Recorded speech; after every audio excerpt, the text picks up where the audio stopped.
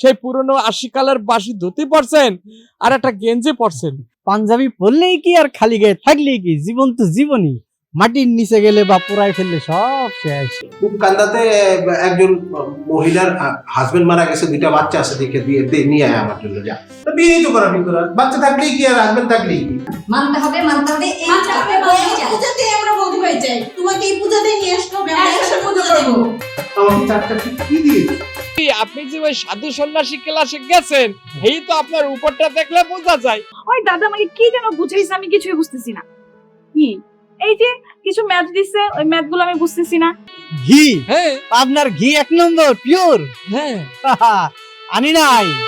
এত সুন্দর জামাই দেখা দিছো আমারে, কি আর করব, কিপটা। মানে ওই যে গৌর নদীর যে নদী, হেয়া তো ওই যে মাটির ওই যে পাড়ে তাহে না, এ তো ওই টুংটাং বাসের ধাক্কা যদি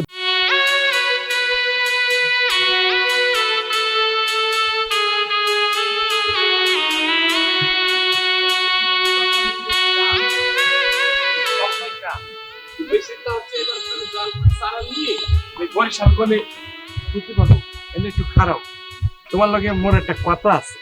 আচ্ছা কও। না ওই বাড়িগনে এত লোক, মনে করো ওই দিদিরা দাদা বাবুরা সবাই সে বেরিয়ে গেছ, তো তোমার লাগে যে একটু মন খুলে দুটো কথা বলবে, এই তো সুযোগ নেই। এর লাগে মই কি করছি জানো, তোমার জন্য আমি একটা গিফট লই আইছি। গিফট? হ্যাঁ। কিসের গিফট? তোমার মতো গিফট আবার গিফট দিবে? শোনো, মই তোমার লেগে যে গিফটটা আনছি, এই গিফটটা পাইলে তুমি যে কি খুশি হইবা, মানে এক্সের খুশি হয়ে যাইবা। এক্সের খুশি হইতে হইতে তো এই পর্যন্ত গাইছি বিয়ের পর থেকে। কিন্তু এই যে দেখো, এই যে তোমার লেগে আনছি, দেখো কত সুন্দর ফুল, একদম প্রকৃতির, দেখছো? এটা তোমার গিফট? বাগানের তো একটা ফুল উঠায় নিয়ে এসে এটা তোমার গিফট?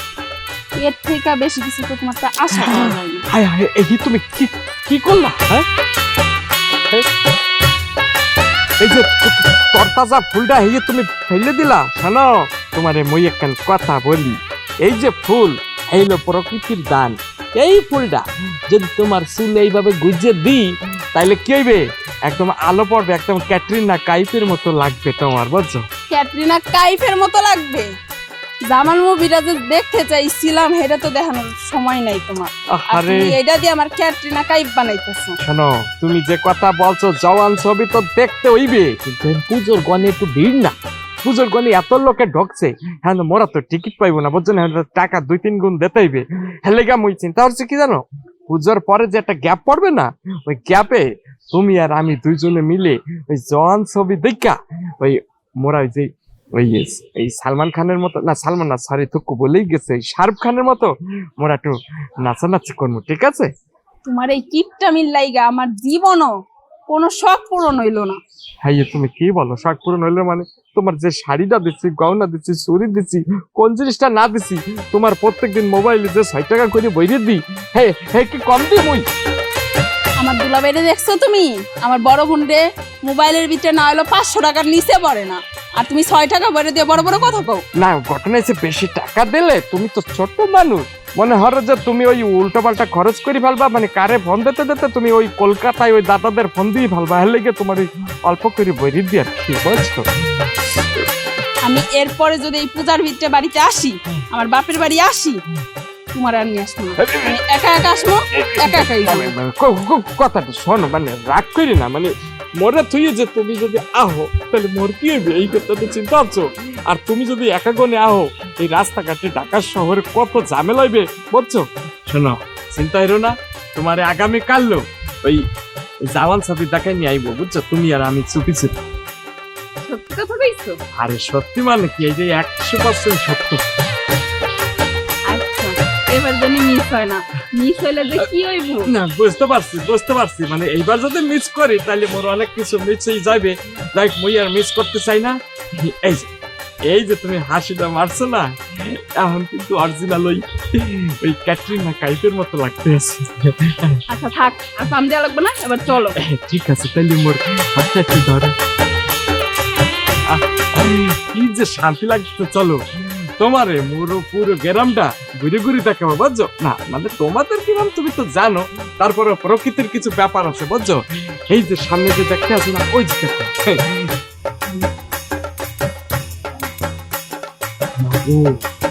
মা শান্তি শান্তি দাও। আমি বাবা, নমস্কার বাবা। নমস্কার। এই বাবাজি কেমন আছো? জি, কৃষ্ণের দোয়ায় ভালোই আছি। যা আপনার শরীর ভালো? আছি আছি আছি, ভালোই আছে। তোমার বাবা মা ভালো আছে তো? জি ভালো। তো কি ব্যাপার, তুমি এই উৎসবে নতুন জামা কাপড় পরে আসবে, তো পুরনো জামা কাপড় পরে আসছো কেন? বাবা কেন আমি তোমাকে কাপড় পাঠিয়েছি, তুমি পাওনি? জি পাঠিয়েছেন, কিন্তু সেগুলো আমি পরি নাই, বুঝেছেন? কেন? কারণটা হচ্ছে ঠাকুর অনুকূল উনি বলেছেন সদা এই কি যেন কথাটা ভুলে গেলাম বাবা। সত্য কথা বলবে, সত্য কথা বলিবে, সৎ পথে সৎ চলিবে, পথে চলিবে। পুরনো কাপড় চোপড় পরিবে, জি, এই জি, তো জি, জি। ওটা বলার কথা বলেছে। তুমি যে উৎসবে যে পুরনো কাপড় পরে আসবে, এই কথা তো বলে নেই যে তুমি উৎসবে কোনো সময় পুরনো কাপড় পরবে না, তুমি আজকেই নতুন কাপড় পরে আসবে, ঠিক আছে? জি আগে আগে বাবা। তো আমার পুজোটাও শেষ হয়ে গেছে, এখন চলো বাসায় যাই। জি জি, চলো চলো চলো।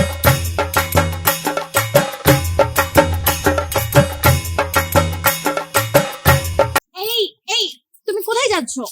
আর চলো আগে বাসায় যাই। না, আচ্ছা তোমার সাথে কি কথা ছিল? তুমি মার্কেটে যাইবা, আমার জন্য নতুন শাড়ি নিয়ে আসবা, চুড়ি নিয়ে আসবা, গহনা নিয়ে আসবা। এই শোনো, তোমার এই শাড়ি কে দিছে, এই যে গয়না কে দিছে, এই যে তোমার গলার এটাও তো আমি দিছি।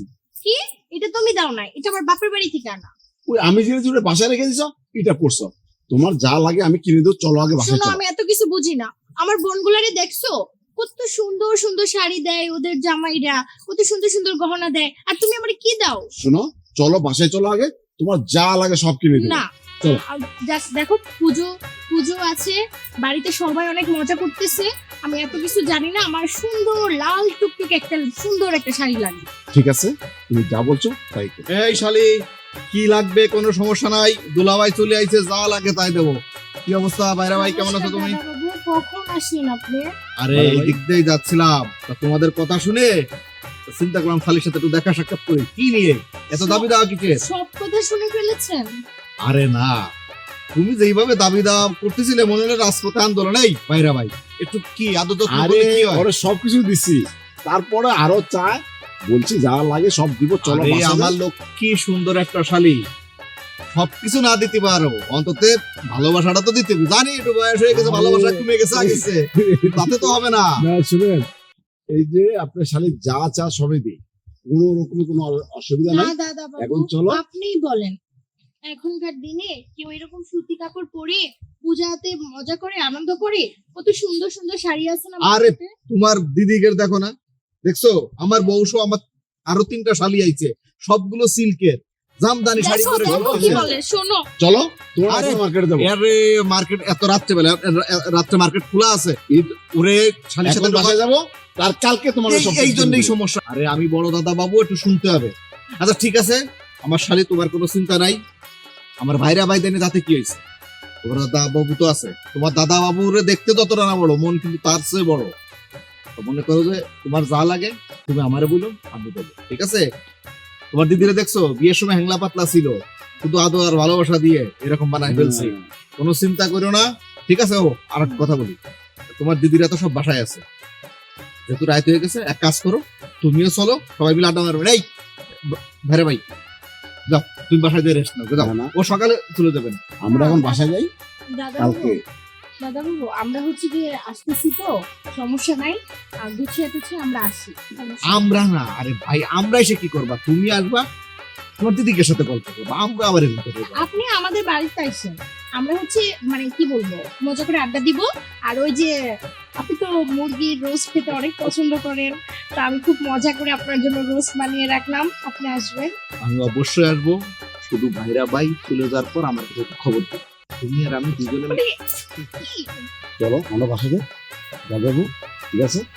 ভালো থাকেন, নমস্কার। ওকে দাদা বাবু, ভালো থাকবেন। নমস্কার।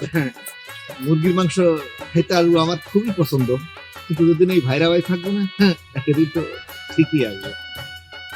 যাক, আমার আবার বাসায় তো 3টা শালি আর বউ রয়েছে। দেখ, সেটা তো তোমারই হবে।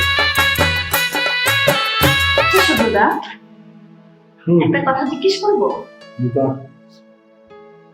তুমি কখনো প্রেমে পড়েছো?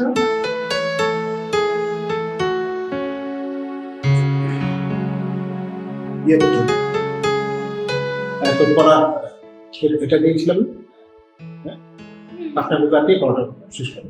শেষ তো করছি, হ্যাঁ, পড়া শেষ করো। বলো না তুমি কখনো প্রেম করেছো? না, আমি সেটা কি হ্যাঁ প্রচন্ড ফোন আমার শুধু মনে হচ্ছে সময় নষ্ট করছে। আমি কাকাকে বলবো, আমি আজকে কাকাকে বলবো। না না, তুমি বাবাকে কিছু বলো না, বাবাকে কেন বলতে যাবা? তোর মাথায় কি আছে না নাকি? কে বলছে? আমি বুঝি কি করবো?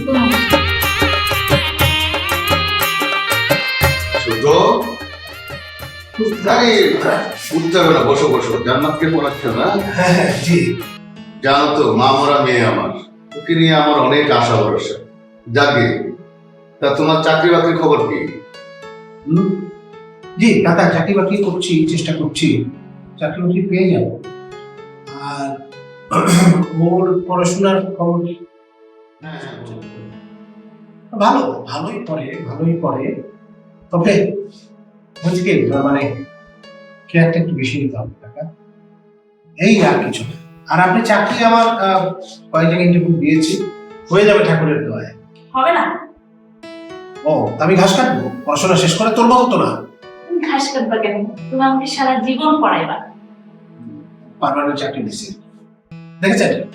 হ্যাঁ ও পরে কিন্তু এই যে দুষ্টামিগুলা ছোটবেলায় যেটা করতো ওই যে আমাদের ছোটটার সাথে, সেগুলো সে এখনো পারে। যাই হোক টাকা আমি পড়াচ্ছি, আপনি টেনশন নিন না। জান্নাত পড়ার সময় দুষ্টুমি করে না মা, পড়ার সময় নয় মনোযোগ দিয়ে পড়ো। ঠিক আছে বাবা। ঠিক আছে কাকা, আসেন। না আচ্ছা, ওই তোমাকে তো আসলে বেতন টেতন কিছু দেওয়া হয় না, তুমি কখনো চাও না, তো মনে কিছু নিও না, এই টাকাটা রাখ। না না না না না না না না ছি ছি ছি ছি, না না না না না, আরে রাখ তো। আপনি শুনুন, আমি জান্নাতকে পড়াই আমার মন থেকে পড়াই। হ্যাঁ এটা আমার ডিউটি। আমার বোনদেরকে আমি যেভাবে পড়িয়ে মানুষ করেছি, আমি ওকে চাই ও আমার ছোটটার মতো একটু ধনী হয়ে পড়াশোনাটা শেষ করুক। আপনি এই টাকাটা রাখো। আমি এখানকার টাকাটা রাখতে পারবো না, আমাকে পারবো। আচ্ছা তোমার বাবা যদি তোমাকে কিছু দেয়, তুমি কি হাতে নিতে না? আচ্ছা আপনি এক কাজ করেন, ওকে কিছু কিনে দিয়ে তোমার তাতেই আর সব পড়াটা। তুমি টাকাটা নিয়ে নাও, তারপর তুমি আমাকে কিছু কিনে দিবে, তাই না বাবা? বলো। তুমি কিছু কিনে দিও। তুই আমাকে জানাইস তোর কি কিনতে হবে। আমি টাকা আসি না, কিভাবে টাকা নেওয়াতে হয়? আমি টাকা আসি আজকে। আপনি বসুন, দেখুন পড়াটা শেষ করে তারপরে তুই উঠবি। চলে যাবে? জি কাকা, আমি কিছু খাবো না, ও সেটা ছিল। আমি আর কিছু খাবো না, আমার একটু তাড়া আছে, আমার অন্য একটা টিফিন। আর জানিয়ে দিস কি কেনা লাগবে। পড়াশোনা কর। শোন মা, শুভ্র অনেক ভালো ছেলে, ভালো পড়ায়, মনোযোগ দিয়ে পড়াশোনা করিস আর বাবার মান সম্মানটা রাখিস মা। ইনশাআল্লাহ আব্বা, অবশ্যই তোমার মান সম্মান রাখবো। তুমি শুধু দোয়া করবে তোমার মেয়ের জন্য। অবশ্যই অবশ্যই মা, বাপের দোয়া তো সবসময় আছে মেয়ের জন্য। আচ্ছা ঠিক আছে, তুমি যাও, আমার অঙ্ক করতে হবে। কিন্তু আবার শুধু আমাকে বকা দিবে। আচ্ছা তুই পড়াশোনা কর।